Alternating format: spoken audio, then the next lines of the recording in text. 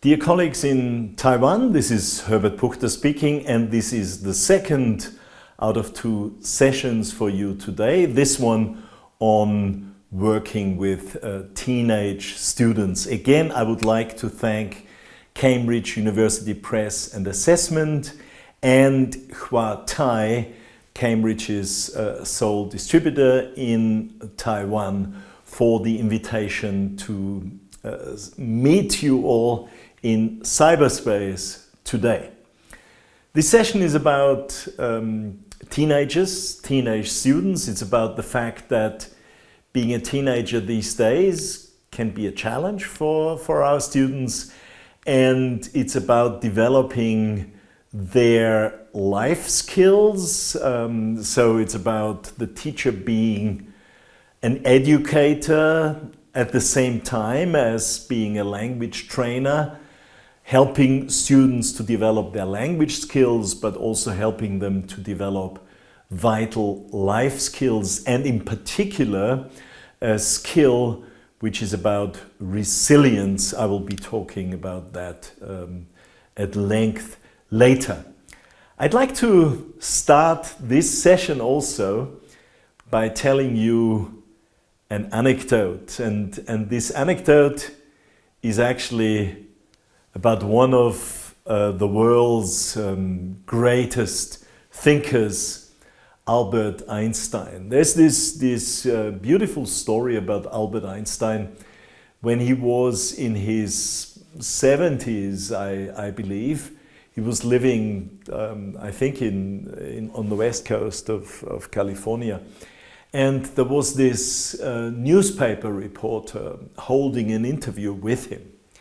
And one of his questions was, Professor Einstein, when in your life did you first have the idea behind the theory of relativity? And to the reporter's great surprise, Einstein answered, when I was 14.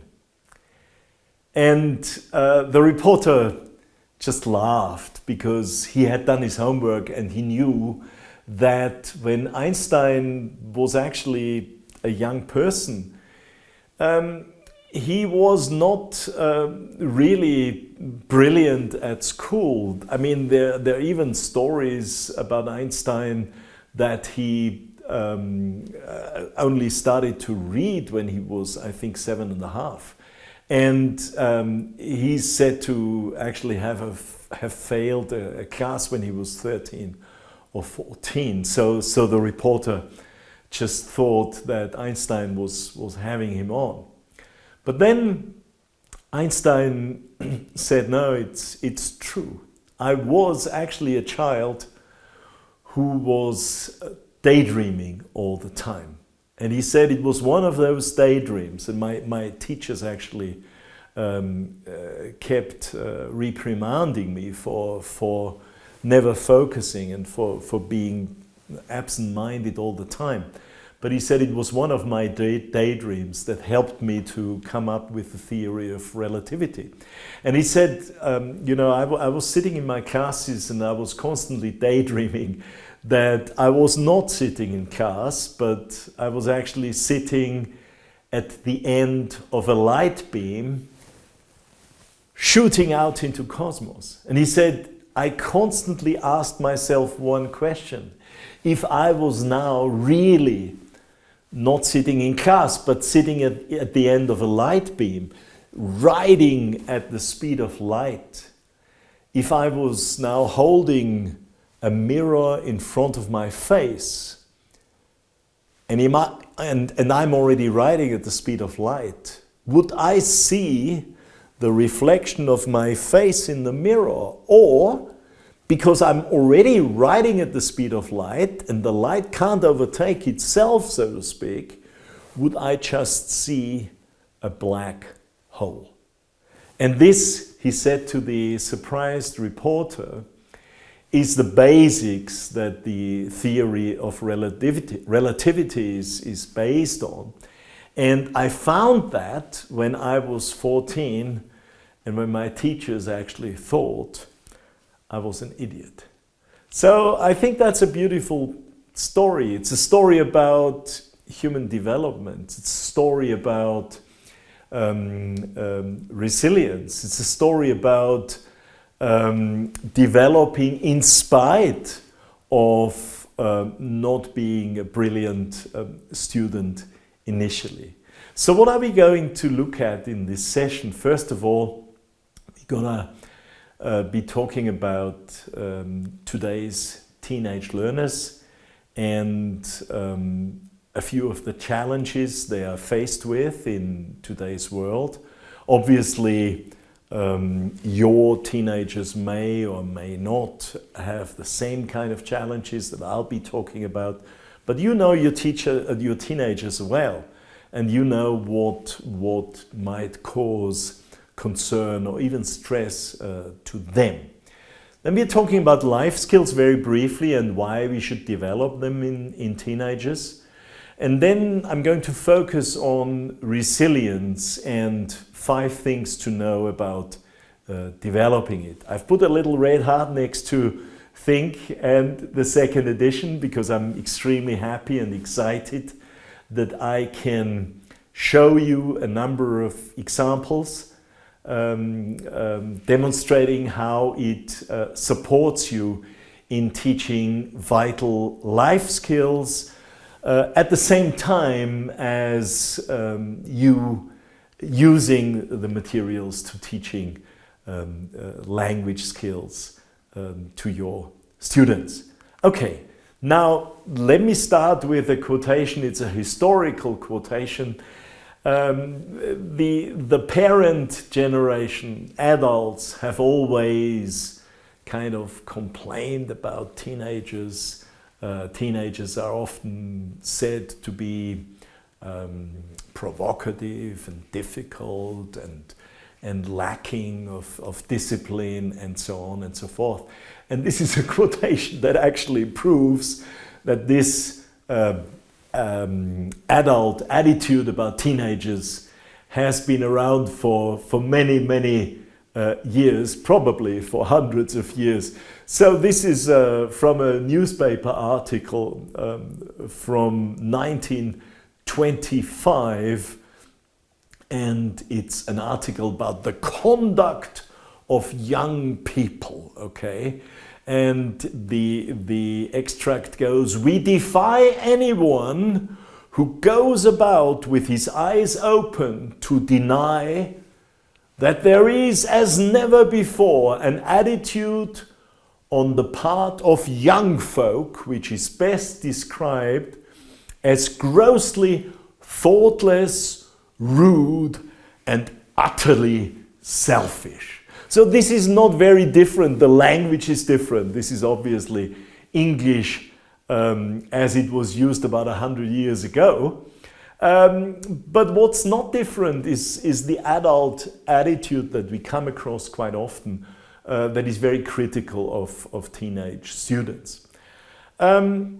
Adults sometimes forget that life is not always easy for teenagers. They seem to be so cool, especially when they are with other teenagers, when they are among the peer group. They're so cool and they seem to be fun-loving and their life doesn't seem to hold a lot of trouble and difficulties. But actually, deep down, when you look at the psychological issues that teenagers sometimes suffer from, we need to be concerned. We need to give them our support. Dr. Carol Easton, who is the chief executive of the Young Women's Trust charity, she says, make no mistake, we are talking about a generation of young people in crisis. It's not in any of our interests to write off an entire generation. I don't know much about your teenagers. You know them so well, but surely teenagers in your country must have reasons also why they are worried, must have things that stress them. For example, their schoolwork, the way they develop. They need to find out who they're going to be in life. They need to develop their identity. There are many things, although they can be so cool when they are with their friends, but deep down they are often concerned. They're asking themselves big questions about life, and some of these questions are actually not easy to answer for a teenage person. Plus, they grow up at a day and age where the world is dominated by technology, much more so than when I was a teenager, or I guess when you were teenagers. And technology, of course, offers a lot of beautiful things, but technology can also be a bit problematic. So here's a quotation about this issue. The prevalence of digital communication has changed the way teens interact with their peers. Because of this, many teens lack essential interpersonal communication skills, like knowing how to pick up on social cues. Teens' social media and texting habits are changing the way they communicate, date, learn, sleep, exercise, and more. In fact, the average teen spends over 9 hours each day using their electronic devices. I don't know, whether this is also the case with your teenagers, but definitely they spend less time communicating face to face, and this has, of course, had a certain influence on their way of interacting with one another. I'm not wallowing in gloom and doom when it comes to talking about technology. Of course, technology is extremely important and can actually be and has to be a very important part of our teenagers' education. So it is possible that digital technologies, when used in moderation, afford measurable advantages to adolescents. These benefits may include avenues for communication, creativity, and development. So what we are talking about is two sides of one coin. Social media, when overused, will not always have a positive influence on our young person's development, while at the same time, of course, technology and digital technologies play an important role in our learners' education and indeed in their language learning process. This is about giving a gift, and I wonder, this is just, food for thought. If you could give your students one gift for life, what would that be? I've asked this question often. I've asked this question in hundreds of seminars, face-to-face seminars and plenaries in many countries around the world. And it's interesting, some people say, well, obviously I would give them as much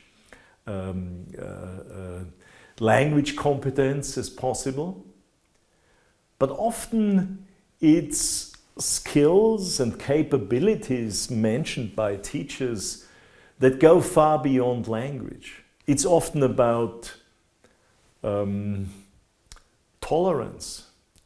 It's often about social responsibilities. It's often about the ability to help other people. It's about learning to control one's own emotions. It's often about life skills, actually. And I mentioned these life skills also in the previous talk.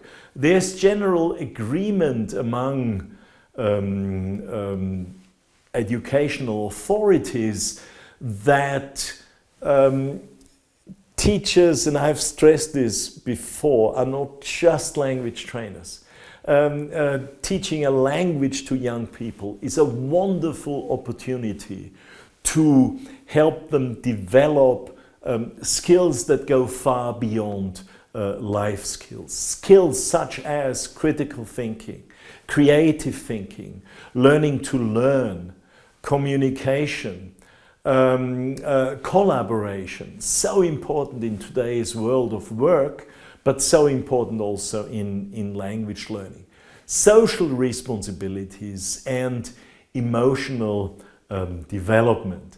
And I'm going to focus today on one skill that actually draws on various of these areas, and that is the skill of resilience. Resilience, as you know, is understood as the ability to bounce back from stress, to be able to thrive and be happy and develop in spite of problems. Think of Einstein, the young Einstein, who was able to develop his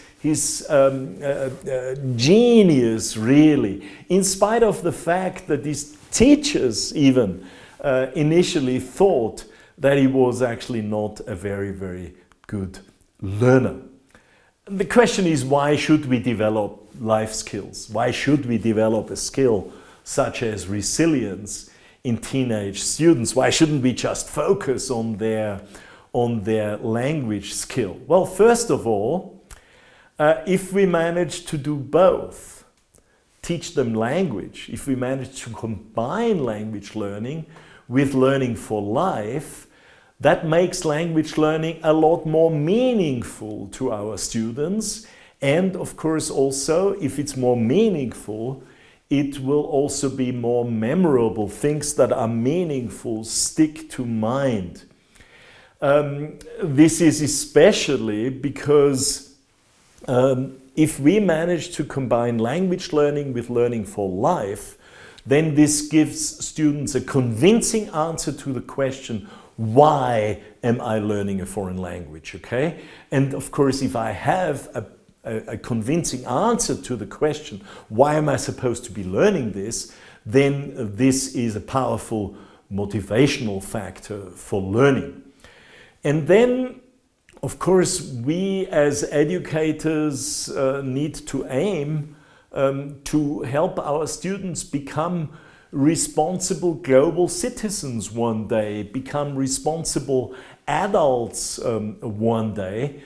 And so helping them to develop life skills supports them in this challenging journey towards becoming those responsible adults. 5 things you should know about developing life skills and resilience in particular. Well, resilience is not something we are born with. Resilience is not a character trait. It can be learned. It can actually be taught. And this is a beautiful quotation. Learning education requires hard work. It requires cognitive challenge. It requires students to actually learn passionately. It requires commitment from our learning, from our students. And it's not always easy, it's not always just fun. This anonymous quotation says, the roots of education can be bitter, but the fruit is sweet. We need our learners to be dedicated and committed, and we need to also convince them that working hard and committing to learning is something that will actually bring sweet fruits later in life. Resilience, number 2, requires connection. We cannot develop resilience when we are isolated. This is all about interaction with other people, and it requires setting very clear goals. The third point about resilience is that it equips people with the stamina to keep going when the going gets tough, okay? It helps to protect our students from feeling overwhelmed and from feeling helpless. So the question is, what can we do as teachers? We need to be patient, we need to be good listeners, we need to actually support them and make sure they know that we believe in their potential to develop. In the second edition, we have a special page that appears regularly in each Am besten da mal starten, hätte ich gesagt, oder? Ja. Das war jetzt was ganz kurz. Ja. Schauen wir es wieder. Also ich starte mit dem Satz in Think Second Edition we have, da starte ich, gell? Du schaust jetzt nicht zur nächsten Folie, oder? Ja, und wenn ich das sage, schalte ich zur perfekt. nächsten Folie. Okay, Ja? passt, geht schon. Ja, gut, okay. Geht? In the second edition of... Nein, ich muss anders anfangen. Ja, und du gehst vielleicht dann gerade von dir aus gesehen nach links. Jawohl, genau, da stehst du da genau. Perfekt, danke. So the question is, what can we do as language teachers to support our students in developing resilience? Obviously, we have to be patient, we have to believe in them, we have to be kind, and we can also give them very concrete suggestions as to the development of their resilience. In Superminds, we have a series of vlogs, video blogs that your learners will watch in several units in each of the levels of think. And these are titled life competencies, and we have a young person each time. There's actually various young people, both male and female, and they are talking about important life competencies. I'll show you briefly this first video here, which is actually about goal setting, okay? And I mentioned that learning to set goals is a very, very important part of developing life skills and of developing resilience. Let's watch.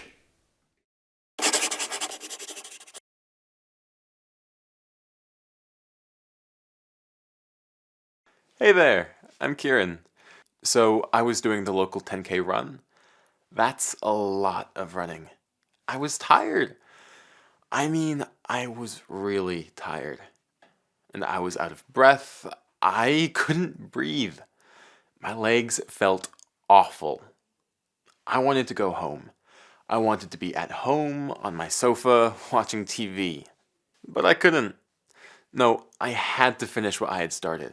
I couldn't give up. Not now. I had to find the strength inside myself.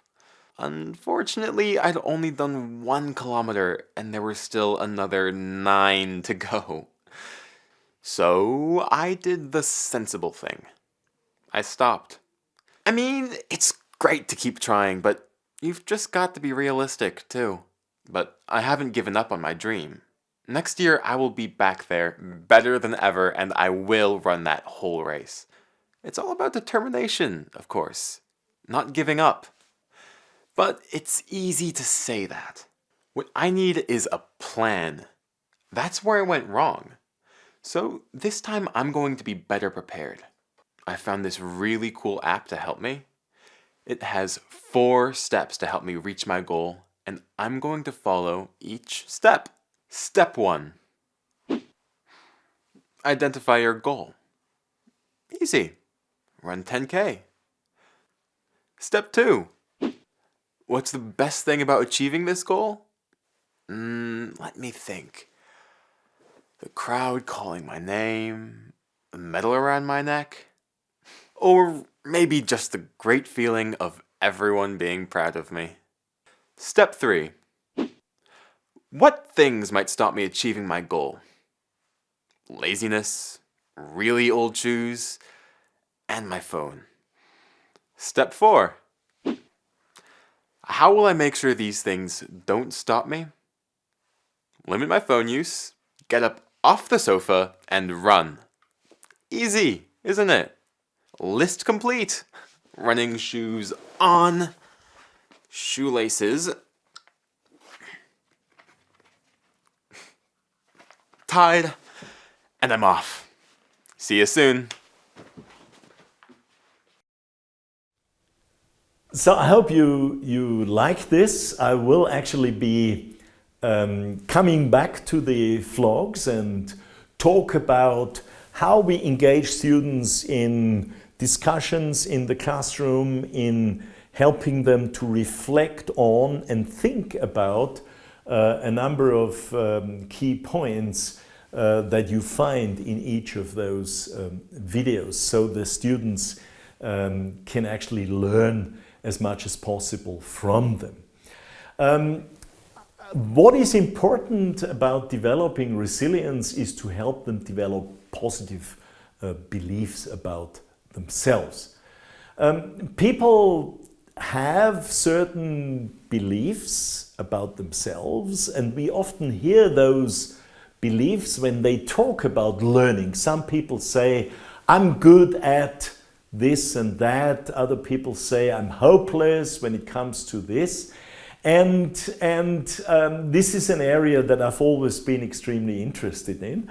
I'm going to share with you a little an extract from an interview I held a few years ago with a young learner, actually a 9-year-old, who was a brilliant learner in a class that I was doing my classroom research in. And it was quite interesting. She was one of the best students in that class, and she was so good at just listening to her teacher and then use the language she heard her teacher use in her own communication. And I wanted to find out in this interview from this girl, her name was Barbara, I wanted to find out how she actually, I carried out the interview with the student in her mother tongue. I translated this into English, okay? So I wanted to find out from her about her positive beliefs and what happened when she didn't remember something. So in other words, when some learners would actually develop a negative belief about themselves. So I said to Barbara, okay, let's say you can't remember a word or a phrase, because she had just mentioned how good she actually is at remembering words and phrases and how much she enjoys this and she enjoys using new language. So I said, okay, let's say you can't remember a word or a phrase, even if you try very hard. What do you do then? She started to laugh and she said, that doesn't matter. And I said, it doesn't matter. What do you mean? Well, it doesn't matter if I can't do it now. Yeah, then I just tell myself one day I'll be able to do it. It doesn't matter that I'm not able to do it now yet. Mark her words. Not able to do it now yet. One day I'll be able to do it. I'm sure I will. This is a beautiful belief to have, isn't it?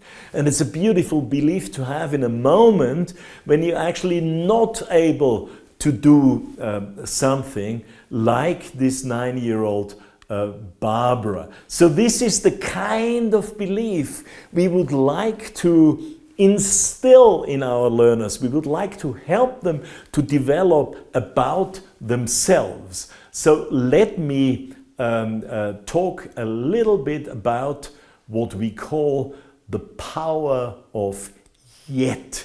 You remember, Barbara says here, it doesn't matter that I'm not able to do it now yet, okay?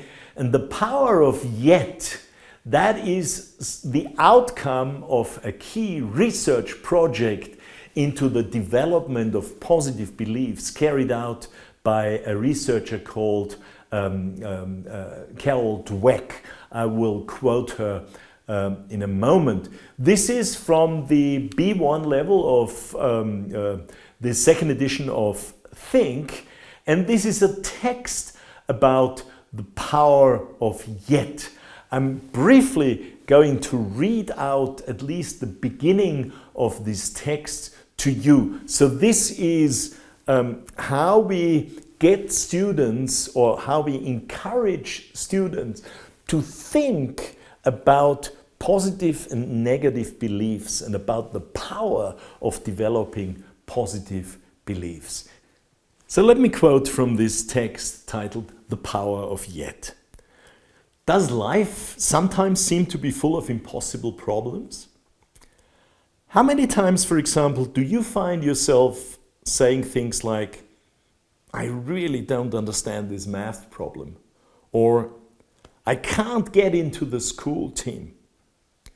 Well, maybe it's time to introduce yourself to the power of yet. By adding this simple word, you can change everything. I really don't understand this maths problem yet. I can't get into the school team yet. Suddenly, the impossible becomes possible. You can imagine those things happening. I read about a school recently that has changed the way it marks its students' exams. The school recognized that the old pass-fail system wasn't helping students' motivation. If you passed, then great. But those students who didn't pass often felt like failures. So now students who don't get the score they need to pass don't see a big red F for fail on their exam papers. They see a not yet instead. That way, the students feel that they are on a journey. They haven't reached the end, but they know that they're going the right way. And the article goes on.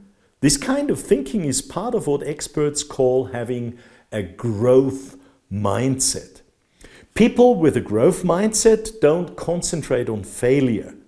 They aren't worried by not getting things right the first time and are happy to keep trying until they do. And the article goes on, and it gives students ideas about seeing a problem as something that is connected with "I can't do it," "I'm not able to do it," or taking a different perspective by saying "I can't do it yet." Let me together with you look at a quotation that comes from William Shakespeare, actually, and it's from Hamlet, where he says, "For there is nothing either good or bad. Thinking makes it so." In other words, the way I think about failure, whether I see it as something where I'm hopeless at and can't do anything about it, or I say I can't do it yet, which actually leaves space for developing, for becoming better, for fully developing my potential. So building resilience, of course, requires social emotional learning with our students, and the involvement of the teacher helping students understand their own emotions, but also giving students support when they are not really feeling too good. One of the key SEL or SEL competencies, social emotional learning competencies, for the teacher is actually to learn to accept students' feelings. Adolescents in particular, and teenage years, are often very emotional years. And students sometimes share our negative emotions with us, which is not always easy for the teacher. The teacher doesn't know what to do with those emotions sometimes. The key thing is that research shows that we don't try to solve the students' problems. The key thing is that we show them empathy, that we show them that we understand their emotions. Let's imagine a student comes to you and says, we've got a maths test next week and now you are giving us so much homework. Well, it would be wrong, wouldn't it? Probably wrong to say, well, okay, no problem. I'm not going to give you any homework. Students would exploit that, and next week they would come with another thing they have to do for another subject, so you would end up not being able to give them any English homework anymore, okay? So what can we do? I mean, we can, of course, say things like, when the student says, we've got a maths test next week, and now you're giving us so much homework. You could say, you should have started studying for the test earlier, then the homework I'm giving you wouldn't be any problem whatsoever. Of course, you're right, but that doesn't actually give the student the feeling that you understand their situation. You need to show them, we need to show them that we understand their emotional situation. We don't need to change the situation for them, as long as we can manage to show them that we understand their emotions. We are perceived by them as supportive. And there are various ways, a few examples here, okay? The first way we can do is identifying thoughts and feelings, okay? So when they say, we've got a maths test next week and now you're giving us so much homework, you could say, sounds like you're pulled in two directions. You want to make sure you write a good maths test, but you don't want to disappoint me either by not doing the homework I've just given you. So I'm acknowledging that you're feeling torn. I'm acknowledging that you're feeling stressed. I'm not saying you don't need to do your homework, but I'm acknowledging that you are in a difficult situation. Tip number 2, acknowledge feelings as you redirect their behavior. So when the student says, we've got a maths test next week and now you're giving us so much homework, you could say, I hear that you really don't want to do this English homework. The problem is that as we are going to start the next lesson with all of you reading each other's texts, your story will need to be done by then. So you're giving them a reason, a clear reason why they have to do their homework. You're acknowledging their feelings, but you're redirecting their behavior by giving them this clear reason. Tip number 3, I have 3 tips, this is the third one. Give them in their imagination, this is fun, what you can't give in reality. So this is tongue-in-cheek when the student says, we've got a maths test next week and now you're giving us so much homework. You could say, I know, if I didn't give you any homework now, you would think I'm the best teacher in the whole wide world. And this is really tongue-in-cheek. Then often students say, now we know, of course you have to give us homework, and so on and so forth. Right. Showing them that we understand their feelings, taking their feelings seriously, showing them how important mutual support is, showing them how important friendships are. This is on a unit in Think Second Edition on being friends forever. And the opening text here is actually a lovely text about, I don't know if you've come across this dolphin therapy. So it's about a child who has a very, very serious illness, and this child's parents take the child to a special kind of treatment where children are allowed to swim with dolphins. And it's a beautiful story of how a friendship with an animal, in this case with a dolphin, actually helped the child to recover from this serious illness. So this is about social emotional learning. It's about addressing emotions. It's about showing we understand students' emotions. It's about helping them to help each other and learning how important that can be. And it's students listening to young people. This is another one of our vloggers. This vlog, this video blog, is about learning to say, I'm sorry. It's okay to make mistakes, isn't it? It's okay and unavoidable, not only when it comes to language learning, it's also something that students need to learn, that we all make mistakes in life. But when we have made a mistake, it's important to say, I'm sorry. It's important to apologize. And of course, it's also important to forgive someone who's made a mistake. So let's watch this vlog about saying sorry.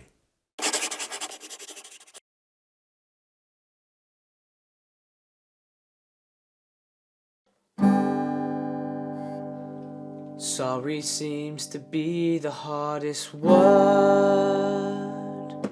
So, my dad loves this song. Sorry seems to be the hardest word from a very long time ago. And I think it must be true about sorry being the hardest word, that is, because my dad never says sorry for playing it. But is it really so difficult? I mean, we all make mistakes, even me. And nobody's perfect, not even me. For example, most days, I annoy my little brother, annoy my big sister, annoy my mum, annoy my dad, annoy my mum and my dad, make a mess in the kitchen, make a mess in my bedroom, make a mess in the bathroom, make too much noise when I close my bedroom door, make too much noise when I leave the house, make too much noise when I get back home, watch TV too loudly, play music too loudly. Do you need any more? I think you get the idea. So, saying sorry helps make this all better. Sorry Mum, sorry Dad, I'm sorry Ben, I'm sorry Kate. That one is really hard, but that's all it takes. Of course, you have to mean it. That's maybe what most people find difficult. A bad sorry sounds like this. Sorry, or like this. Sorry. No sorry is probably better than a bad sorry. A good sorry sounds like this. Sorry. A good sorry has 3 parts. 1. I am wrong.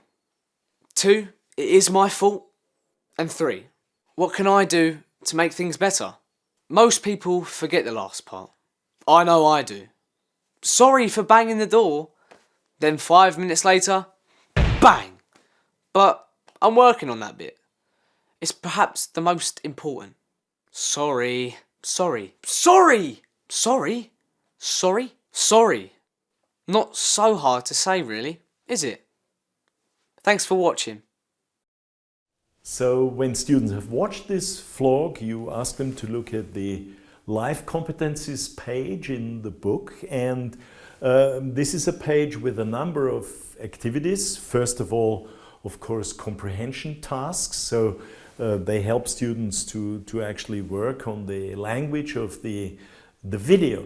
But then, as you can see from the various labels here, students go through a number of activities involving critical thinking, working on creative thinking tasks, thinking about and reflecting on social responsibilities, on collaboration, and so on and so forth. So the life competencies pages actually, they bring to life all these important skills that are part of the life competencies framework that I presented previously.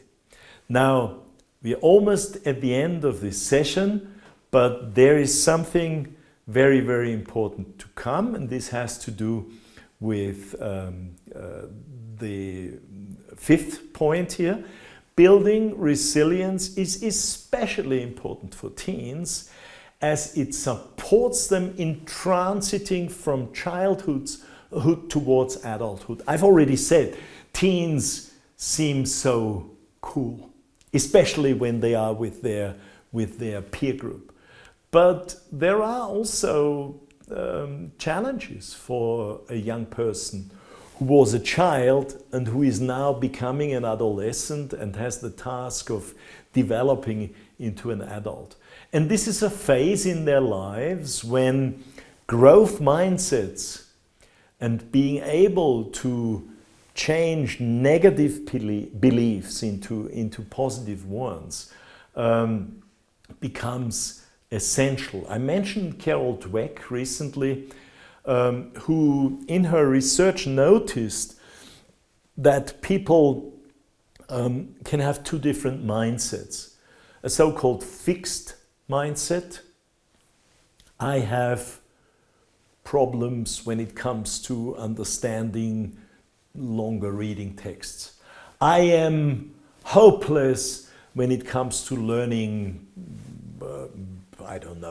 new vocabulary. Or a growth mindset. I may not be able to do this yet, but I will improve my whatever. It is possible for me to grow, to become better, to develop my language learning capabilities. And this is a quotation from one of Carol Dweck's book. She says this growth mindset is based on the belief that your basic qualities are things you can cultivate through your efforts. Although people may differ in every which way, in their initial talents and aptitudes, interests and temperaments, everyone can change and grow through application and experience. And she's asking, do people with this mindset believe that anyone can be anything? With proper motivation or education can become Einstein or Beethoven? No. But they believe that a person's true potential is unknown and unknowable. That it's possible to foresee, impossible to foresee what can be accomplished with years of passion, toil and training. Carol S. Dweck.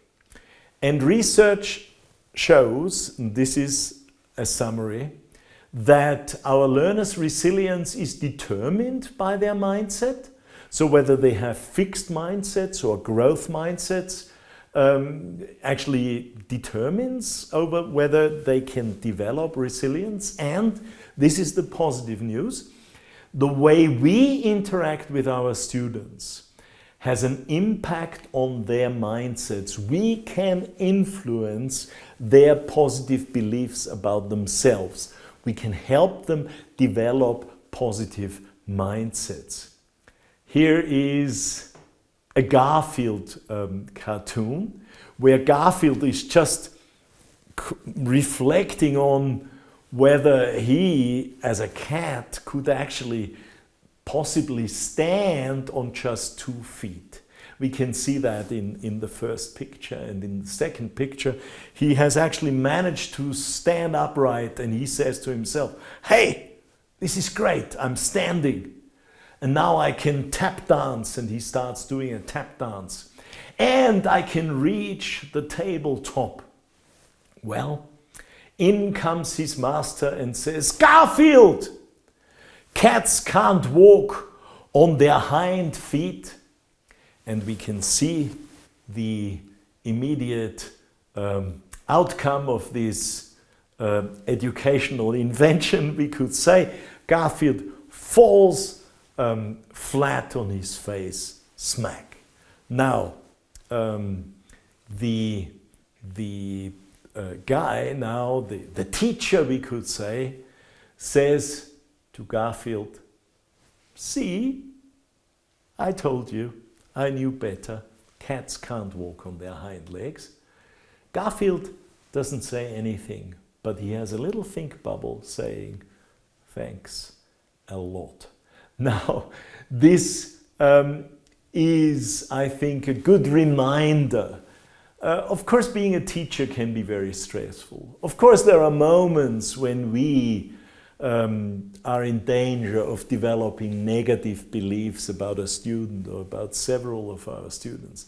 But it's a good reminder that being a teacher is about being an educator, and being an educator is constantly reminding ourselves that we need to, against all odds, develop positive beliefs about each and every of our students. So we need to use pedagogical placebos, so to speak. You know about placebos, those little shiny red pills that have actually been shown when people are given those placebos, people who have certain health problems, they're giving placebos and the doctor convincingly says, "Take this pill, it will really help you." And this pill doesn't contain any chemicals that would really have any healing effect. But because they believe so strongly that this medication will help them, in 32% of all the cases, placebos have a healing effect. And my metaphor is we need to use pedagogical placebos. We need to believe that our students can, metaphorically speaking, walk upright and tap dance and reach the tabletop. We even need to believe that they can fly, because they can, after all, they are young people and they have this enormous cognitive potential to develop. So the question is, what pedagogical placebos do you actually use? We can believe in our students' growth potential, and we can show them that we take them seriously and we are interested in them as human beings. And this is the end of this session, and I'd like to conclude this quoting someone who is just coming back from his light beam, Albert Einstein. And this is something he said, and I think it's very, very relevant for teaching.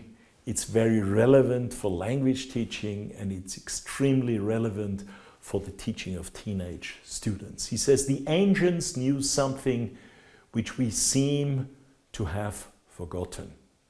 All means, all technology, all the course books, all the online learning technologies, the videos, all these beautiful things we have these days in the foreign language class, they prove but a blunt instrument. They are only blunt instruments if they have not behind them a living spirit. In other words, it's the teacher who needs to use these technological means to help learners develop themselves. And the teacher needs to use these using positive beliefs and having a living spirit. But if the longing for the goal is powerfully alive within us, then we shall not lack the strength to find the means for reaching the goals and translating them into deeds. So what I'm saying is, of course, the materials we produce, they are extremely important. The technologies we offer you, they are extremely important. But what is a lot more important even is you, the teachers and the living spirit that you have within you. Take that living spirit and show to your learners that you have positive beliefs about them and that you you trust them, you believe that they can develop, and that's the power of the living spirit that Albert Einstein is talking about. Thank you so much for watching this. These are the new covers of the second edition of Think. I hope you like them. Please have a look at the books. All the very best. Thank you so much for watching this.